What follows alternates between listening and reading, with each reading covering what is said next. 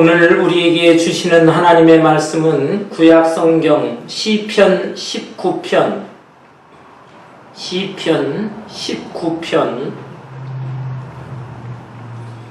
1절에서 14절까지 전체 내용 제가 한 절, 여러분 한 절 교독하겠습니다.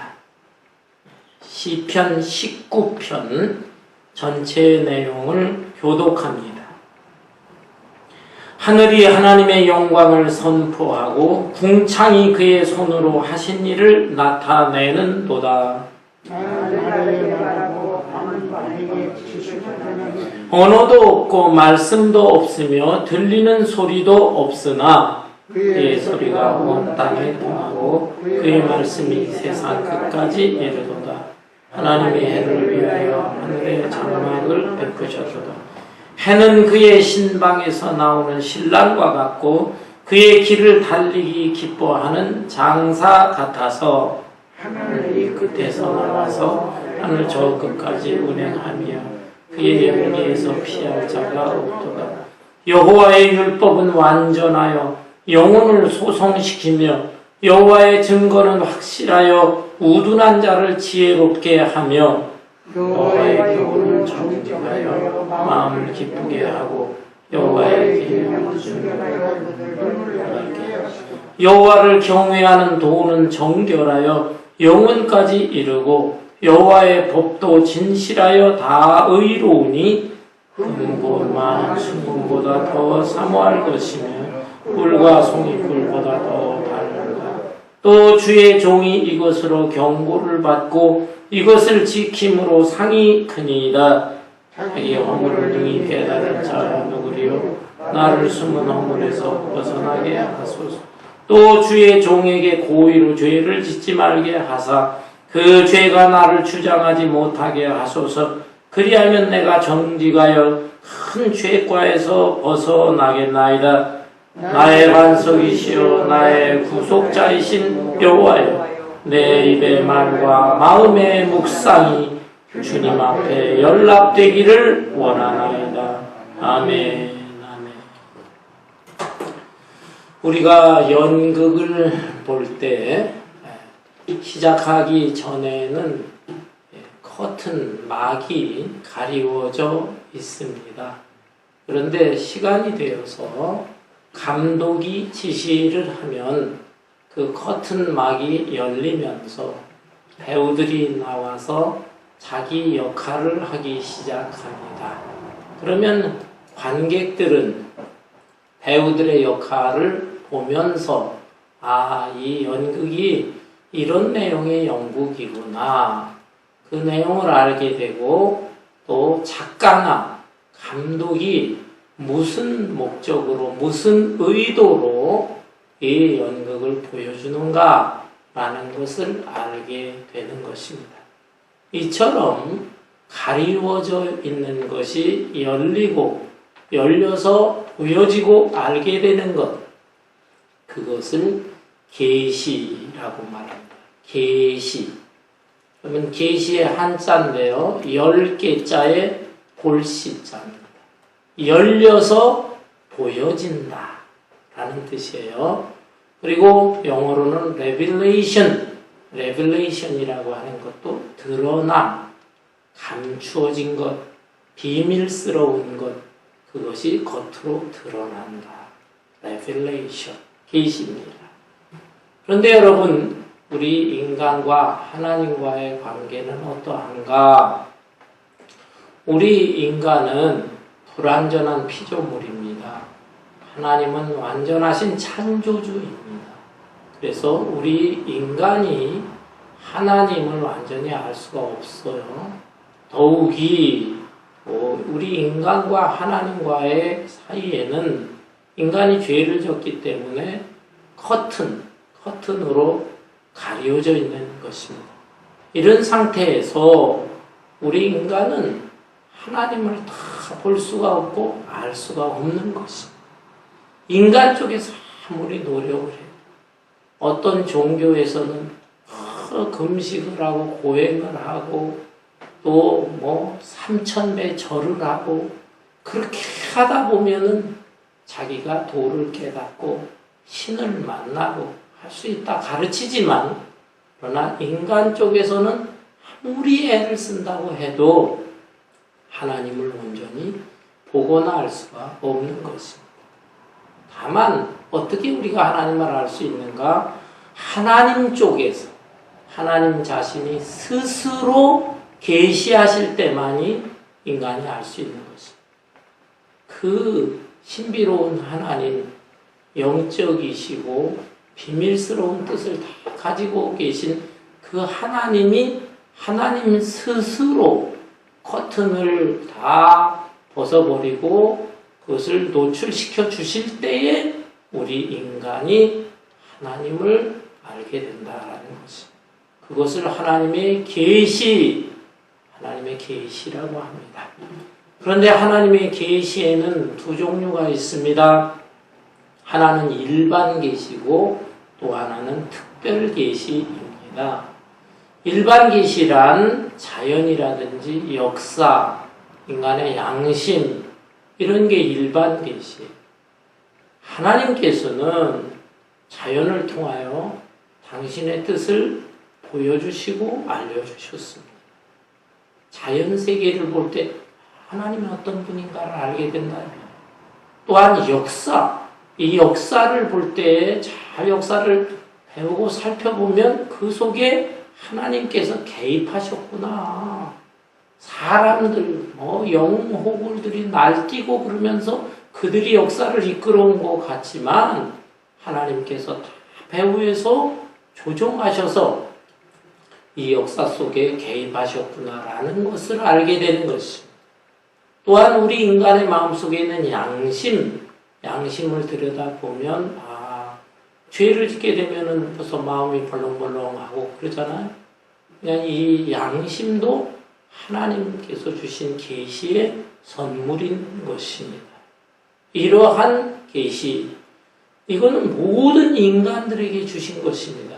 그래서 보편적으로 주신 것이기 때문에 일반 계시라고 말합니다.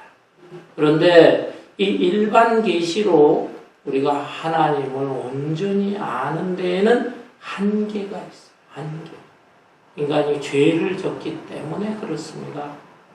그래서 이 죄의 문제라든지 또 어떻게 하면 인간이 구원을 받는가, 영생을 얻는가에 대해서는 일반 계시의 한계가 있기 때문에 하나님께서는 특별 계시, 특별히 하나님께서 특별한 사람들에게 알 수 있도록 당신의 뜻을 알려주셨다라는 것입니다.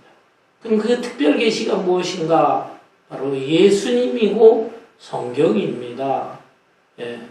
특별 계시는 본래 하나님 말씀이죠. 말씀은 우리가 생각하는 언어, 자꾸 말씀하면 언어만 생각을 하는데 언어가 아니고 말씀은 하나의 인격체. 그래서 하나님 자신이 있는 것인데 하나님은 이 말씀이시면서 또한 말씀으로 천지 만물을 창조하시고 또 말씀 자신이신 우리 하나님이 인간의 몸을 입고 이 세상에 오신 분이 예수님이고 또 예수님이 하늘로 승천하신 후에는 이 말씀이 예수님의 제자들 또 주님의 특별한 종들을 통해서 성경으로 기록이 되어 있다. 그래서 이 말씀을 통해서 우리는 하나님을 좀 더 온전히 알게 되는 것이죠. 이 말씀이 예수님으로 나타나셨고 구약시대에는 선지자들을 통해서 나타나셔서 선지자들이 입술로도 전하고 성경으로도 기록을 했어요. 구약 성경 뿐만 아니라 예수님 십자가에 달리시고 부활하시고 하늘로 승천하신 후에는 예수님의 제자들과 특별한 종들을 통해서 그 말씀이 문자로 기록이 되게 되어 있다. 그래서 예수님과 구약 성경, 신약 성경, 이 성경이 하나님의 특별 계시를 통해서 우리는 하나님의 뜻을 좀 더 온전히 알 뿐만 아니라 구원과 영생을 얻게 되는 것입니다. 오늘의 본문 말씀은 다윗이 이 두 가지 계시, 하나님의 일반 계시인 일반 계시 중에서 특별히 또 자연에 대해서 감탄하는 내용, 그리고 또한 하나님의 특별 계시 말씀에 대해서도 감격하면서 하나님을 찬양한 그런 내용의 시인 것입니다. 먼저 하나님의 일반 계시인 자연에 대해서 다윗이 어떻게 감탄하면서 예찬하고 있는가를 살펴보겠습니다. 1절을 볼까요? 하늘이 하나님의 영광을 선포하고 궁창이 그의 손으로 하신 일을 나타내는도다. 여기 하늘, 궁창 이렇게 표현되어 있는데 처음에 나오는 하늘은 우리의 육안, 눈으로 보기 어려운 하늘을 말하는 것입니다. 눈으로 볼 수 없는, 보이지 않는 하늘, 그리고 또 두 번째 나오는 궁창은 우리가 눈으로 볼 수 있는 하늘을 말하는 것입니다. 어떻든 눈으로 볼 수 없는 하늘이나 보여지는 하늘이나 이 하늘을 볼 때 하늘이 하나님의 영광을 나타낸다. 또 하나님께서 그의 손으로 하신 일을 다 나타낸다라는 것입니다. 그렇죠? 이 어마어마한 우주가 우리가 바라보는 하늘의 창고, 또 그 아래에 있는 이 모든 세계, 이런 것들 속에는 하나님께서 하신 일들이 나타나 있다라는 뜻이죠. 그리고 또 2절을 보게 되면 날은 날에게 말하고 밤은 밤에게 지식을 전하니, 이게 무슨 뜻일까요? 날은 날에게라고 했는데 여기에 날은 낮입니다. 낮. 해가 떠 있는 밝은 그런 낮을 말합니다. 이 낮은 하루 이틀만 있는 게 아니다. 낮은 날에게 말하고 낮이 계속 이어지는 것이죠. 그렇죠? 또한 밤도 계속 하루 이틀 있는 게 아니에요. 밤은 그냥 태초부터 계속적으로 밤이 연속되어져 있다라는 거죠. 그런데 이 연속되어져 있는 이 낮 속에 우리가 육안으로 볼 수 있는 이 모든 자연 세계들이 있어요. 그 자연 세계 속에서 하나님은 말씀하신다요. 낮은 낮에게 말하고 이 낮을 통하여 보여지는 이 모든 이 천하의 세계의 이 사물들, 이런 것들은 그냥 있는 게 아닙니다. 그 속에 하나님의 뜻이 담겨져 있고 하나님은 그 자연을 통해서 하나님께서 말씀하신다라는 것입니다. 여러분, 지난주 우리 한미교회 몇몇 성도들 함께 세코야 내셔널 파크를 갔다 왔습니다. 참 그 높이가 한 8,000, 9,000피트 되는 것 같아요. 한국의 한라산보다는 높아요. 백두산보다는 조금 낮지만 그렇게 높은 곳인데 그것을 우리가 다녀왔습니다. 그런데 뭘 느꼈습니까? 엄청난 나무들이 있잖아. 그렇죠? 그 어마어마한 나무들이 그냥 빽빽히 숲을 이루고 있습니다. 그 가운데 제너럴 셔먼 트리라고, 그 나무는 세계에서 가장 큰 나무, The largest tree in the world, 그렇게 딱 써 있잖아요. 세계에서 가장 큰 나무.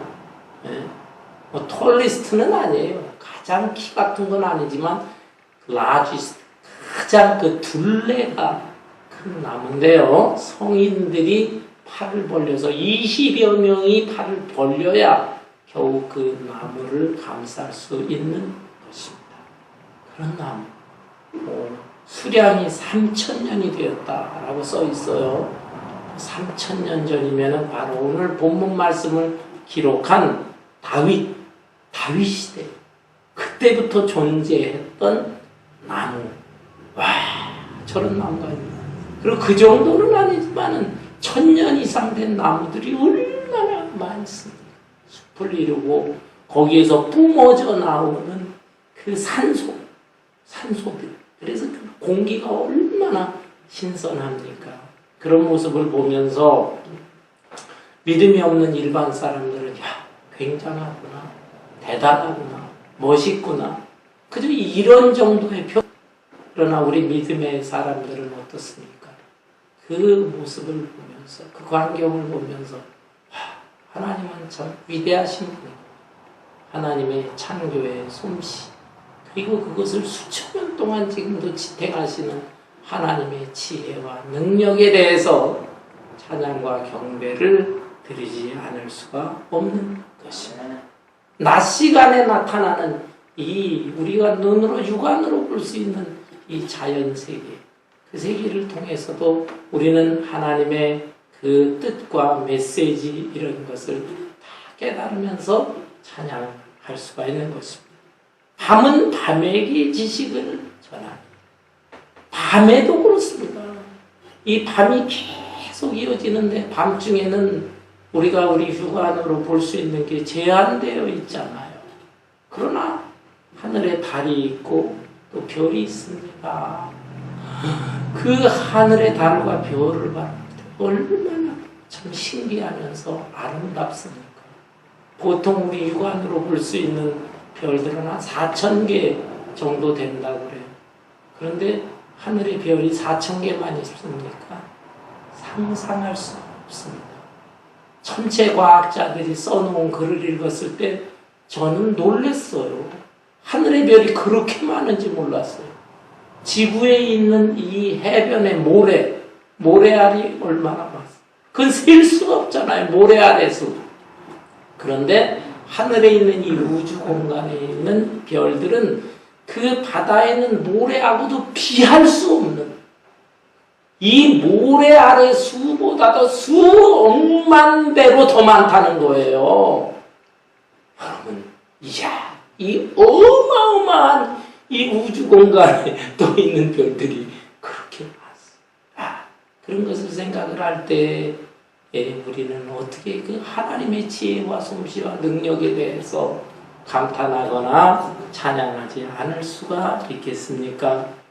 3절에 보면 언어도 없고 말씀도 없으며 들리는 소리도 없으나 그의 소리가 온 땅에 통하고 그의 말씀이 세상 끝까지 이르도다.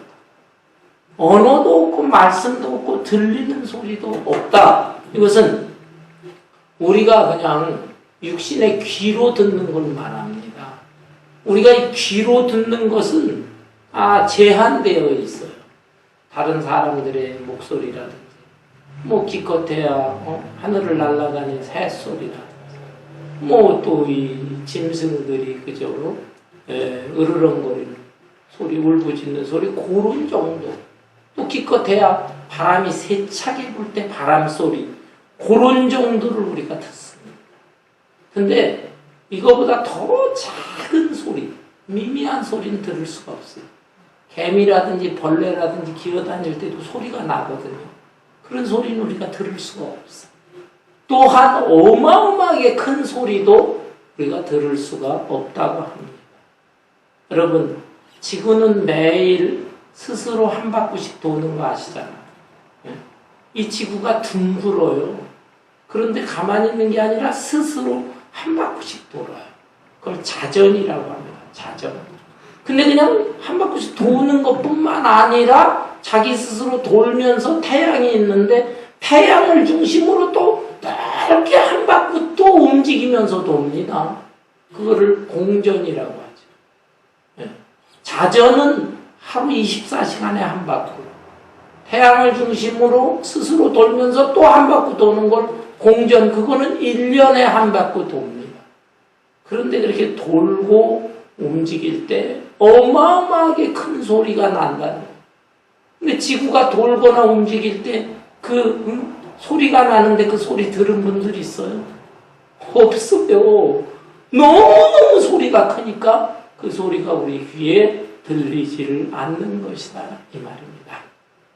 그러나 우리는 이런 소리는 들을 수가 없지만, 그러나 하나님의 소리, 하나님의 그 목소리와 하나님의 명령의 소리는 온 세상에 지금 울려 퍼지고 있고, 이 온 세상이 자연세계의 구석구석까지 같은 명령의 목소리가 전해지면서 이 세상을 컨트롤하고 있다라는 것이.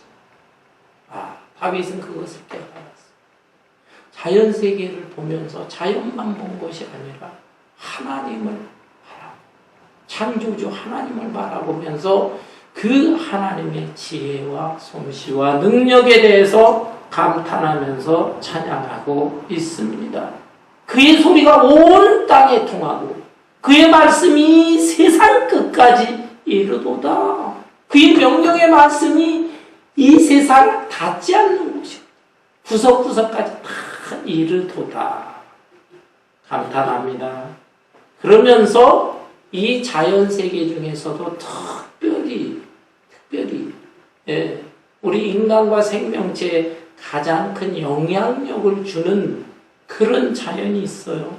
그것은 해입니다. 해, 태양에 대해서 감탄하고 있습니다. 본문 4절 중간을 볼까요? 하나님이 해를 위하여 하늘의 장막을 베푸셨도다. 하나님이 해를 위해 하늘의 장막을 베푸셨도다. 아마 저녁 시간에 해가 저물어가는 그 모습을 보면서 또 그 이후의 시간, 밤이 되면서 이 다윗이 느꼈던 것 같아요. 우리는 해가 어떻게 떠서 어떻게 지는가 이런 것을 과학적으로 알고 설명하려고 하지만 다윗은 영감을 가진 신앙인이고 시인입니다. 시인으로서 해가 지고 또 해가 사라지고 할 때 그것을 하나님께서 이 하늘에다 장막을 치셨구나. 하늘에다 텐트를 치셨다 이 말입니다. 거대한 텐트를 치셔서 그 해가 텐트 속에 들어가서 머물도록 하셨구나. 그렇게 지금 표현하고 있습니다. 그리고 그 다음에는 5절에 보니까 해는 그의 신방에서 나오는 신랑과 같고, 이거는 새벽 동트는 새벽에 해가 떠오르는 모습을 표현한 것 같습니다. 여러분, 해가 떠오르는 모습, 일출광경을 보신 적이 있나요? 저는 한국에 있을 때 청년들 데리고 수련회를 가서 해일출을 봤습니다. 동해안에. 정말 장관입니다. 그 동해안 그 바다 수평선에요. 한두 시간 전에 나와서 학생들과 보게 되는데 캄캄한데 조금씩 환해져. 동이 트는 것입니다. 환해지면서 드디어 그 붉은 불덩어리가 그냥 수평선 위에 나타나요. 조금씩 올라와. 우와! 그러는데 그게 올라오면서 나중에는 점프하듯이 퐁 하고 올라옵니다. 중간쯤 올라오다가 퐁 올라. 우와! 막 박수치고 찬송 부르고 대단한 것입니다. 그런데 다윗은 그것을 표현하기를 신방에 들어갔다가 하룻밤 자고 아침에 튀어나오는 신랑의 모습으로 표현했어요. 여러분, 남자들은요, 그 일생에 있어서 가장 혈기왕성할 때가 언제겠어요? 결혼할 때입니다. 에너지가 있어요. 그리고 또 신부를 맞이해서 얼마나 기쁘겠어요. 그 모습. 아침에 동트는 그 태양은 신방에서 뛰어나오는 신랑과 같구나. 그리고 그 다음에 표현이 나옵니다. 그 다음에 표현은 5절 중간에 그의 길을 달리기 기뻐하는 장사 같아서. 이제 해가 떠올랐어요. 그리고 해가 움직입니다. 해가 쭉 움직이면서 서서히 이 중천에 또 떠오르고 이제 저녁 때 또 해가 지나가게 되는데 그것을 달리기 하는 모습으로 표현. 근데 이 달리기 선수들, 여기에 장사라고 되어 있는데 이 장사는 힘 있는 장사, 운동선수, 영어로는 챔피언이라고 했어요. 다름질을 할 때 열심히 뛰다가 자기가 1등으로 골인 지점에 도착을 하게 되면 어떻습니까? 하면서 자기 스스로도 감격해야 하잖아요. 내가 1등 했구나. 드디어 결승점에 도달했구나. 손, 팔을 쫙 펴면서 그 환호하게 되는 것입니다. 그런데 이 해가 아침에 떠올라서 막 그 움직이는 그 모습을 바로 그 운동선수가 자기가 다릴 것을 다 다리고 결승점에서 팔을 올리는 것과 같다. 챔피언의 모습이다 라고 표현하고 있습니다. 그러면서 6절에 하늘 이 끝에서 나와서 하늘 저 끝까지 운행하며 그의 열기에서 피할 자가 없도다. 그렇죠. 우리 인간과 생명체 무엇에 가장 큰 영향을 받습니까? 태양, 햇빛의 영향을 받습니다. 햇빛의 도움을 받으면서 우리가 살아가요. 해가 하루 이틀만 나타나지 않아도 어떻습니까? 예. 어떤 도시에는 1년 중에 해 나는 날이 얼마 없다고 그러는데 그 사람들이 큰 우울증에 빠지고 우울증뿐만 아니라 또 다른 병도 걸리고 또 생명체 식물들도 자라는데 한계가 있고 그렇다면 이 태양빛에 대한 그 열기로 인한 고마움 이루 말로 다 할 수가 없는 것입니다. 또 태양이 없다고 한다면 우리는 다 얼어 죽는 아니겠어요? 예, 이렇게 다윗은 이 자연을 바라보면서 하늘과 하늘에 있는 태양뿐만 아니라 그 아래에 있는 모든 이 낮에 볼 수 있는 것, 밤에 볼 수 있는 것 이런 것들을 통해서 일반 계시 이 자연을 통해서 하나님이 살아계시는 하나님이 주관하시는구나 하나님을 예찬하고 있습니다. 사랑하는 성도 여러분, 우리도 자연을 보면서 이렇게 느낌과 깨달음이 있어야 되는 것이에요. 많은 사람들이 그림 전시회를 가면 그냥 그림들을 건성으로만 봅니다. 예쁘네. 잘 그렸네. 그림이 좀 특이하네. 이런 정도의 감상만 하고 돌아다닙니다. 그러나 그림을 볼 줄 아는 사람들은 어떻습니까? 그림을 하나하나 보면서 이건 모양이 신기하구나. 그리고 이 구도를 잘 잡았구나. 그리고 여기에 색감이 아주 좋네. 그러면서 그 그림을 그린 작가의 마음을 해야 합니다. 그리고 작가가 무슨 의도로 이 그림을 그렸는가. 이 그림을 통해서 작가와 소통을 해요. 그림을 볼 줄 아는 사람. 마찬가지로 이 어마어마한 자연세계를 보면서도 그냥 좋네, 경치 좋네 이런 정도로 느끼고 표현하는 사람들이 아니라 우리 믿음의 사람들은 이 엄청난 자연세계 이거는 하나님의 작품인 것입니다. 이 작품을 통해서 작품의 주인이신 우리 하나님을 바라보고 하나님께 찬양과 영광을 돌릴 수 있는 여러분들이 되시기를 바랍니다. 다윗은 이렇게 하나님의 일반 계시 자연을 예찬한 후에 이어서 하나님의 특별 계시인 하나님의 말씀에 대해서 감격하면서 또 이런 표현을 하고 있습니다. 7절부터 보면 여호와의 율법은 완전하여 영혼을 소성시키며 여호와의 증거는 확실하여 우둔한 자를 지혜롭게 하며 8절에 여호와의 교훈은 정직하여 마음을 기쁘게 하고 여호와의 계명은 순결하여 눈을 밝게 하시는도다. 9절에 여호와를 경외하는 도는 정결하여 영원까지 이르고 여호와의 법도 진실하여 다 의로우니. 이건 말씀이에요, 말씀. 근데 말씀을 갖다가 한 구절, 구절마다 두 가지씩, 세 구절에 6가지로 표현을 달리하고 있습니다. 우선 하나님의 말씀의 특징이 이렇게 여럿이다라는 것을 다양한 특징을 보여주기 위해서 6가지로 표현을 하는 것입니다. 그러나 표현은 이렇게 했지만 이게 다 하나님의 말씀이다라는 것이에요. 또 성경이라는 것입니다. 그래서 이 말씀 성경의 특징을 표현을 했는데 7절을 다시 보면 여호와의 율법은 완전하여 영혼을 소성시키며 여호와의 증거는 확실하여 우둔한 자를 지혜롭게 하며 라고 했습니다. 곧 여호와의 말씀은 완전하여 영혼을 소생시킨다는 것입니다. 영혼을 소성시킨다. 죽은 자를 살려내는 것, 소성한다라는 것.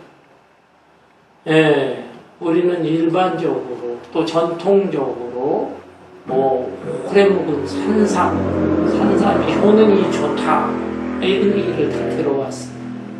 100년 이상 된 산삼 어떤 거는 몇천만 원씩 갑니다. 그러면서 이것은 거의 죽어가는 사람도 살려내는 명약입니다. 약초입니다. 이런 얘기들을 합니다. 글쎄 모르겠어요. 나는 진짜 산삼 뿌리 요만한 것도 못 먹어봤어요. 그게 정말로 그렇게 효력이 있는 건지는 모르겠어요. 그런데 그런 산삼 먹어도 영혼이 소성되는 건 아니에요. 육체적으로는 좀 건강하지만 우리의 영혼은 여호와의 말씀, 하나님의 말씀을 먹을 때 그 말씀이 내 영혼을 살려내는 것입니다. 또한 하나님의 말씀은 여호와의 증거라고 그랬는데 이 세상의 재판관들을 보면은요, 이 증거가 불확실할 때에 판결을 제대로 못합니다. 그래서 엉뚱한 사람 갖다가 죄인으로, 어떤 사람은 살인자로 판결을 해서 억울하게 20몇 년 동안 살인누명 쓰고 감옥 생활을 하다가 나온 사람들도 있습니다. 예. 이 세상의 재판관들은 증거도 불충분하고 혹시 증거가 있다고 해도 판단을 잘 못합니다. 그러나 여호와 하나님의 말씀은 진리의 말씀입니다. 아무리 시대가 바뀌어도 어제나 오늘이나 영원토록 동일하신 영원불변한 이 진리의 말씀은 우리 인생을 갖다가 딱 판단을 합니다. 그래서 우리 사람들의 이 옳고 그른 것에 대해서 아무리 변명을 하고 말도 하나님의 말씀이 증거가 돼요. 그래서 그 증거로 어리석은 판결을 하지 않고 분명한 판결을 합니다. 따라서 우리가 하나님의 말씀을 가까이 하게 되면 지혜를 얻어요. 지혜를. 세상 공부를 안 해도 지혜를 얻어서 오히려 세상 공부 많이 한 사람 중에 판단력이 흐려진 어리석은 자들이 많은데 세상 공부는 부족할지라도 하나님 말씀을 잘 가까이 하고 그 말씀을 접하고 영의 양식으로 삼는 사람은 판단력이 있어서 인생을 살아가는 데 있어서도 참 지혜롭게 살아가게 된다라는 것입니다. 또한 여기 8절에 보니까는 여호와의 교훈은 정직하여 마음을 기쁘게 하고 하나님의 말씀을 이렇게 표현을 했는데요. 예, 일반 세상 사람들의 말 중에는 듣기 좋은 말이 있어요. 그냥 달콤하고 감칠맛 있고 그런데 거기에는 꾸며낸 말도 있고 거짓말도 많이 섞여 있습니다. 근데 그런 게 좋지만 일시적으로만 즐거움을 주는 것이지 나중에 그 실체가 다 드러나게 될 때 오히려 배신감이 드러나. 그리고 다 허망한 얘기들 뿐이다. 그러나 여호와의 말씀은 정직한 말씀. 그래서 이 말씀을 가까이 하게 되면 내 내면에 기쁨을 줍니다. 기쁨을. 결코 우리를 실망시켜주지 않는 그런 말씀인 것이고 또 여호와의 계명은 순결하여 눈을 밝게 하도다. 하나님의 말씀은 순결한 말씀을 가까이 하게 되면 내 심령을 깨끗하게 만들어줘요. 그래서 눈이 밝아져. 육신의 눈은 어두울지라도 영적인 눈, 영안이 밝아지면서 하나님을 보고 또 우리 육안으로 볼 수 없는 보이지 않는 하늘의 세계까지도 보게 되는 것입니다. 그래서 마태복음 5장에 보면 8가지 팔복에 대한 말씀입니다. 그 중에 6번째 마태복음 5장 8절에 보면 마음이 청결한 자는 복이 있나니 저가 하나님을 볼 것이. 하나님을 볼 것이. 그래서 우리는 육안으로는 볼 수 없지만 마음이 깨끗해지게 되면은 하나님도 보고 하늘의 세계를 보고 천국의 세계를 봅니다. 어린 양 예수 그리스도와 또 24장과 그 요한계시록에 나오는 천군 천사와 우리 앞서간 믿음의 선배들이 어우러져서 우리 하나님 할렐루야 찬양하는 그 광경을 우리가 쫙 바라볼 수가 있는 거예요. 얼마나 감격스럽습니까? 그것은 오직 자연 세계로는 한계가 있고 하나님의 말씀을 통해서 가능하게 된다는 것이죠. 그리고 다섯 번째 표현 9절에 여호와를 경외하는 도, 하나님의 말씀을 여호와를 경외하는 도라고 해서 도는 정결하여 또 영원까지 이르고 여호와의 법, 여섯 번째는 여호와의 법, 또 진실하여 다 의로우니 경외한다는 것은 존경하는 마음으로 두려워한다라는 것입니다. 네. 우리는 하나님의 말씀에 대해서 그냥 말씀 좋네, 우리에게 유익을 주는 말씀이네, 우리가 이 땅에서 그저 바르게 살라고 정직하게 살라고 주는 교훈이네, 이런 정도로만 알면 안 돼요. 하나님의 말씀은 때때로 우리에게 두려움도 줘요. 두려움. 그래서 이 말씀을 접하면서 내 마음속에 말씀대로 안 살면 안 돼. 내가 이 모습으로 살다가는 하나님의 벌, 또 나중에 하나님의 심판을 받겠구나. 두려운 마음을 받겠구나. 이 두려움이 있을 때 이 땅에서 우리가 죄를 짓지 않게 되는 것이. 많은 사람들은 이 말씀이 없으니까 그냥 자기 원하는 대로, 또 다른 사람들의 유혹도 받고 그러면서 살다가 죄의 늪에 빠져버려요. 사람이 한번 늪에 빠져버리면은요, 자기 스스로 헤어나기 어렵습니다. 그냥 허우적 되고, 그러다 점점 빨려 들어가는 거예요. 그런 사람들이 이 세상에 얼마나 많이 있느냐라는 것입니다. 그런데 여호와의 하나님의 말씀은 우리가 죄의 늪에 빠지게 해주질 않아요. 그건 위험한 거야. 너는 그렇게 살면 안 돼. 자꾸 그걸 막으시고 우리를 안전한 길로, 말씀은 안전한 길로 인도하셔서 마침내 영원한 세계 천국까지 인도하시는 것입니다. 그리고 여호와의 법이 되는 이 말씀을 잘, 이게 진실한, 세상의 법은 솔직히 잘못된 법도 너무 많아. 악법도 너무 많아. 그래서 그 법이 우리를 그냥 괴롭히는 경우도 있지만 여호와 하나님의 말씀은 그 올바른 말씀이고 진실한 법이에요. 그래서 이 법을 따르게 되면 일시적으로는 내가 힘겨운 것 같아. 왜 이 법이 나를 속박을 시키나? 그러지만은 그래도 꿋꿋하게 이 말씀을 지키면서 따르면서 살게 되면 이렇게 사는 것이 진짜 이게 좋은 거구나. 그리고 이 세상 떠나게 될 때 참 나는 하나님의 말씀이 나를 이렇게 인도하셨구나 하면서 편안하게 세상을 떠나게 됩니다. 의로운 말씀. 한경직 목사님이 오래전에 젊은 대학생들과 대담을 한 적이 있어요. 그래서 한 목사님, 우리 젊은이들이 앞으로 이 미래의 세상 막 두렵기도 하고 그런데 어떻게 살아야 되겠습니까? 한마디로 말씀해 주세요. 한마디로. 그러니까 한경직 목사님 비그레 웃으면서 돈도 좋고 지식도 좋고 명예도 좋고 다 하지만 하나님의 말씀을 잘 붙잡고 진실하게 사세요. 진실하게 사세요. 그러면은 마음이 편안하고 행복할 것입니다. 너무나 평범한 말씀이지만 그것이 저도 지금 이렇게 나이가 들어가면서 그게 무슨 말씀인가라는 게 지금 와닿고 있는 것입니다. 사랑하는 성도 여러분, 다윗이 지금 일국의 왕이에요. 왕임에도 불구하고 이렇게 지금 하나님의 말씀에 대해서 감탄하면서 또 찬양을 한 것입니다. 여호와의 율법, 여호와의 증거, 여호와의 교훈, 여호와의 계명, 여호와를 경외하는 도, 여호와의 법. 이것은 너무나 옳은 것입니다. 나를 살리는 것입니다.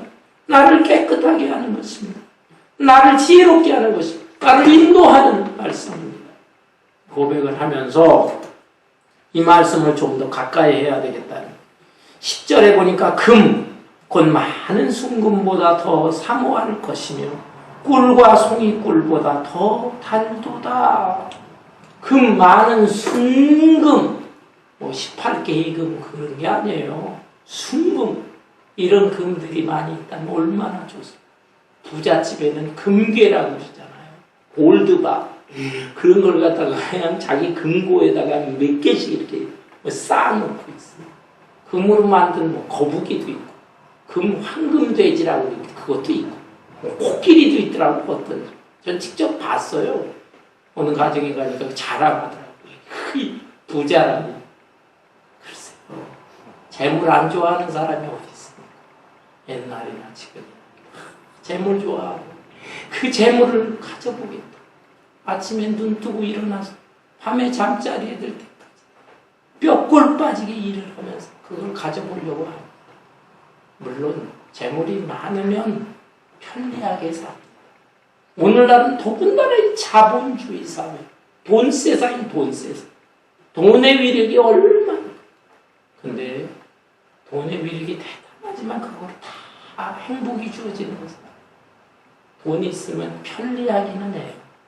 그러나 꼭 행복한 것은 아닙니다. 세계에서 지금 돈이 제일 많은 부자들. 그 미국의 대부분 있잖아요. 뭐 1, 2, 3등, 5등, 10등 안에 있는 재벌들. 근데 그 재벌들의 모습을 보면 저는 충격을 받아요. 아니, 하나같이 이혼들을 하고 있어. 아니, 그 전기자동차, 그 뭐, 테슬라인가요? 그 뭐 회장이라는 사람, 일론 머스크. 3번 이혼하고 4번째 여자. 아마존. 그 어마어마하다는 뭐 맥킨지 베이조스라는 사람. 그 사람도 뭐 몇 년 전에 이혼을 했어요. 자기 베이조스가 와이프한테 그 이혼 그 위자료를 줬는데 그 위자료 받은 것만 가지고 이 여자가 세계 4등 부자까지. 그러니 얼마나 많아 이 사람. 아니 그 위자료 받은 것만 해도 그냥 단번에 주식이 4등까지 뛰어 올라오고. 그래도 저도 잘 몰라서 좀 그래도 인정하고 뭐 예수 믿는 사람 아닐지라도 좀 존중도 하고 한 사람이 빌 게이츠. 아이 빌 게이츠 요즘 보니까는 기가 막히더구만요. 그 뭐 옛날부터 바람 피고. 그냥 저는 사실인지 몰라도 뉴스를 통해서 제가 아는 거예요. 10여 년 전부터. 결혼하고서도 그게 뭡니까? 그렇게 해가지고 지금 이혼 수석 받고 있고 전 세계인이 지금 그 관심을 갖고 위자료는 또 얼마나 개인의 사생활에 대해서 왜 이러고 저러고 하느냐 할지 몰라도 어떻든 그 어마어마한 부자들도 결코 행복하진 않았구나 라는 것을 우리가 간접적으로 느낄 수 있는 게 아니겠습니까? 그러한 그 많은 순금 그런 것보다도 하나님의 말씀, 그 말씀이 우리를 평안하게 하고 행복의 길로 인도하는 것입니다. 아멘. 그것을 더 사모할 것이며 꿀과 송이꿀보다 더 달도다. 꿀, 그냥 꿀도 아니고 송이꿀, 꿀덩어리란 말이에요. 꿀덩어리를 볼 때 얼마나 그게 달겠습니까? 근데 하나님의 말씀 그렇게 더 달도다. 여러분 정말 더 답니까? 여러분 그렇게 느껴집니까? 안 느껴지죠? 성경의 이치를 그 속에 감추어져 있는 말씀의 그 깊은 뜻을 몰라서 그런 거예요. 더 읽고 이 기록된 특별계시의 말씀을 풀어주는 설교자의 설교를 더 사모하고 그러면서 듣고 마음으로 자꾸 묵상하셔야 됩니다. 그럴 때 이 말씀의 이치가 꿀이구나. 송이꿀보다 더 달구나. 그게 느껴진다. 근데 그게 귀찮아. 싫어. 그냥 겉으로 그냥 쉽게 달콤한 얘기나 노래나 이런 걸 더 좋아하게 되거든. 그러니까 이 성경 말씀이 따분하게만 느껴지게 되는 거죠. 동양의 성인이라 일컬어지는 공자의 말 가운데 이런 말이 있어요. 조문도 석사가야. 아침에 도를 들으면 저녁에 죽어도 여한이 없다. 거기 도라는 게 진리예요. 그 사람은 성경을 모르는 사람이지만 이 세상에 지난 인생사를 잘 깨달을 수 있는 진리를 한마디 들으면, 아침에 들으면 저녁에 죽어도 자기는 여한이 없겠다. 그게 너무 배부르니까, 좋으니까.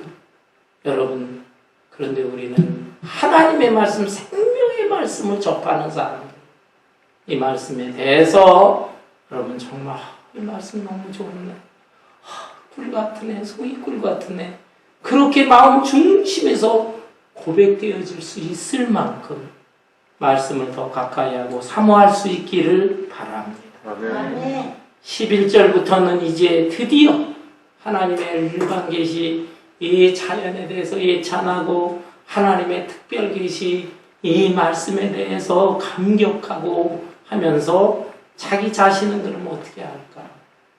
자기 자신에 대해서 이제 다짐을 하는, 그러면서 하나님을 찬양하는 내용이 나옵니다. 11절에 보니까 또 주의 종이 이것으로 경고를 받고 이것을 지킴으로 상이 크니이다. 자기 허물을 능히 깨달을 자 누구리요? 나를 숨은 허물에서 벗어나게 하소서. 어마어마한 거대한 대자연 앞에 자기를 비춰보니까 하나님을 찬양하면서 자기는 너무너무 작은 존재, 너무너무 미미한 존재다 이 말이에요. 자기가 일국의 왕이라고 마음속에 교만한 마음, 이런 것들이 있었나 봐요. 자연 앞에 자기를 보고 또 그 투명한 말씀, 거룩하고 깨끗한 말씀 앞에 자기를 들여다보니까 아이고, 자기 너무 부끄러운 존재다. 그래서 하나님이여, 내 속에 숨어있는 죄가 있어. 숨어있는 죄. 그건 다른 사람들이 모르니까 신경 쓰지 않고 자기도 살아가. 어떤 죄는 또 잊어버리기도 하고. 그런데 그런 것들을 고백합니다. 고백해. 내가 거룩하시고 완전하신 하나님과 교제하는 것이, 이것이 인생의 본분이고 여기에 행복이 있는데 내가 그렇게 살아오질 못했습니다.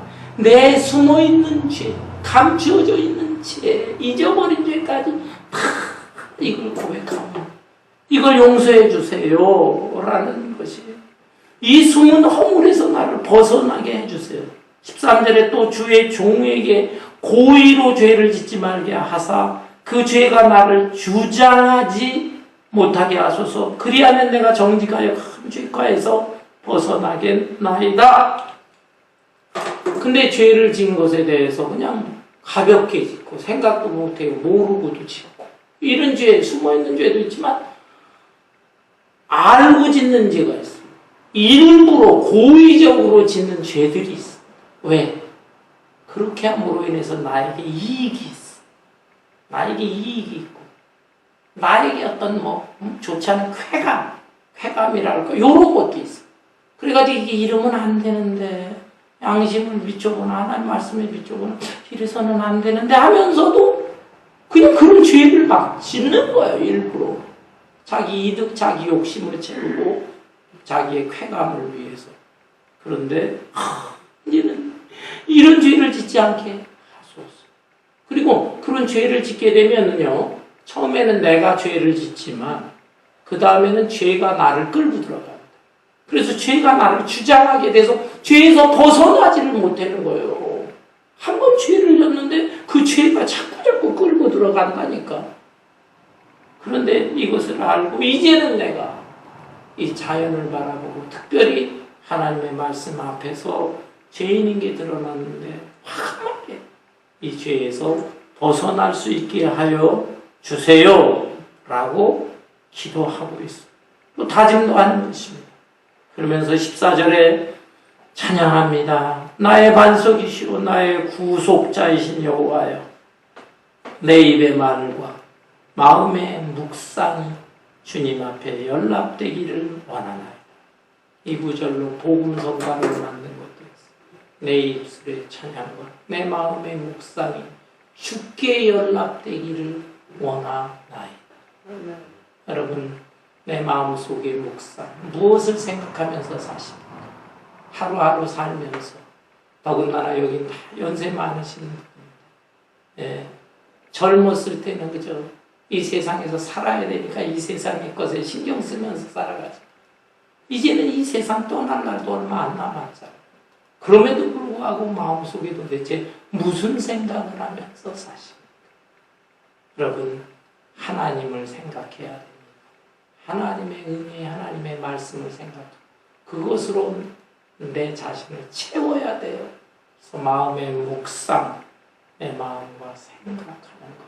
그리고 입술의 말, 내 입술을 통해서 무슨 말이 나와지는가. 천만 불평, 불만이나 쏟아내는 것은 아닌가. 내 입술의 말로 정말 이것이 덕 있는 말인가. 하나님께 영광이 되는 말인가. 다윗은 이제 아마 이거 노년에 썼을 거예요. 자기가 다 어린 시절 시골에서도 지냈고 일국의 왕이 되어버립니다. 그런데 나머지 것들은 별게 없구나. 부질없구나. 내 남은 생에는 내 마음의 묵상과 내 입술에서 나오는 말이 주께 연락되기를 원합니다. 연락이라는 것은 제사 용어예요. 제사 용어. 그래서 구약시대에 제사를 드릴 때 하나님께서 연락하지 않는 제사, 가인의 제사 같은 형식적. 그러나 아벨의 제사는 마음 중심으로 믿음과 정성으로 드렸습니다. 하나님 기뻐 연락했는데 이 세상에 천천만만의 소나 양이나 그런 걸 하나님 원하시는 게 아니라 마음속에 무엇을 채우고 살아가는 마음의 묵상 그리고 내 입술에서 나오는 말, 이 말을 통해서 주께 연락되는 그런 삶을 살기를 원합니다. 아멘. 이 아름다운 다윗의 고백과 찬양이 저와 여러분의 고백과 찬양이 될 수 있기를 주님의 이름으로 축원합니다. 아멘.